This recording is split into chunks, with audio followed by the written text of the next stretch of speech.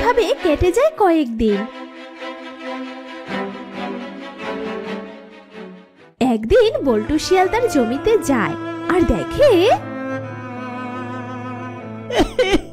কি সর্বনাশ হলো আমার জমি সব ফুলকপি তো বরফে ঢেকে গেছে। এই ফুলকপি চাষ করে তো আমার সংসারটা চলছিল। এখন আমি কি করে সংসার চালাবো? হায় খোদা, মনে হয় এবার আমাকে আর বউ বাচ্চা নিয়ে খেয়ে বেঁচে থাকতে হবে না, মরেই যেতে হবে।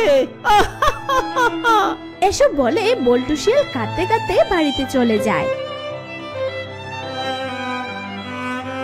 আর তারপর সে বাড়িতে গিয়ে তার বউকে সব কথা খুলে বলে। ওগো, এখন আমার কি হবে? আমি যে ফুলকপি ছাড়া একদিনও ভাত খেতে পারি না। এবার তো আমি না খেয়েই মরে যাব। তুমি যেখান থেকে পারো আমার জন্য ফুলকপি নিয়ে এসো। আমার ফুলকপি চাই চাই।